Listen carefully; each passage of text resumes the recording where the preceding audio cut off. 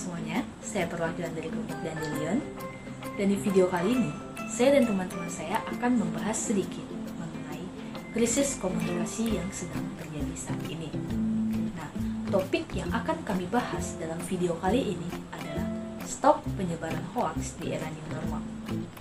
Nah, sebelum kami masuk ke inti video, izinkan saya dan rekan-rekan saya untuk memperkenalkan diri terlebih dahulu.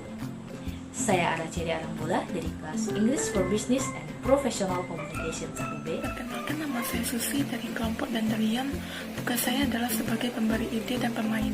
Perkenalkan, nama saya Charles Christian Pratama dari kelas 1B jurusan English for Business and Professional Communication Politeknik Tonggak Ekuator. Perkenalkan, nama saya Charity dari jurusan English for Business and Professional Communication kelas 1B.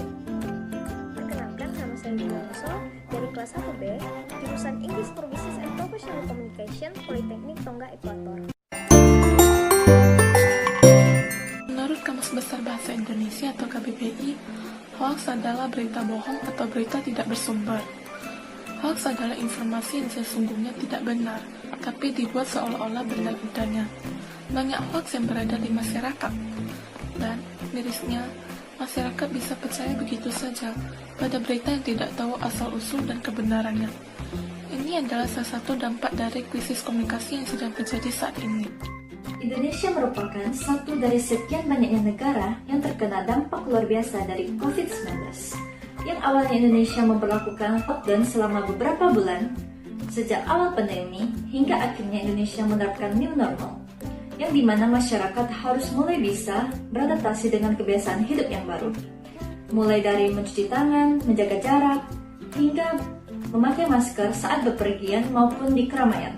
Lalu, bagaimana tanggapan masyarakat Indonesia sejak diterapkannya new normal? Banyak rumor yang beredar saat Indonesia memasuki era new normal. Di antaranya, berita hoax yang mengatakan bahwa COVID-19 adalah buatan manusia, dapat disembuhkan dengan eukaliptus, yaitu jenis pohon dari Australia. COVID-19 tidak disebabkan oleh virus, melainkan bakteri, dan masih banyak yang lainnya. Bagaimana bisa hal ini sampai dipercaya dan menjadi trending topik tidak hanya di kalangan masyarakat, tapi juga di kalangan pelajar, bahkan mahasiswa? Sadarlah teman, inilah dampak dari krisis komunikasi. Sebagai netizen, kita harus lebih cerdas dalam menanggapi berita. Jangan mudah percaya dengan berita hoax yang beredar, apalagi kalau belum dipastikan kebenarannya seperti apa. Ada banyak cara agar kita tidak mudah dengan hoax yang beredar, seperti cari tahu dulu nih sumber berita yang beredar. Di era ini semua menjadi serba lebih mudah dalam mendapatkan informasi.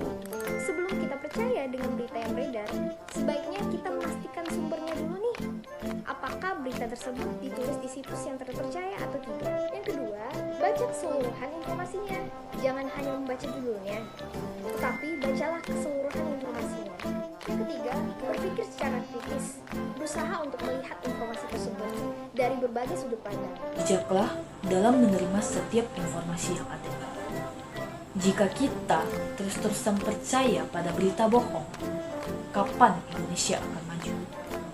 Ingat, saring sebelum sharing. Jangan jadi bagian dari pemicu terjadinya krisis komunikasi. Tapi, jadilah bagian yang menginspirasi agar kita dapat bangkit dari krisis komunikasi yang sedang terjadi saat ini. Jadilah pemuda-pemudi yang berani ambil bagian dari pemutus rantai penyebaran hoaks di era new normal.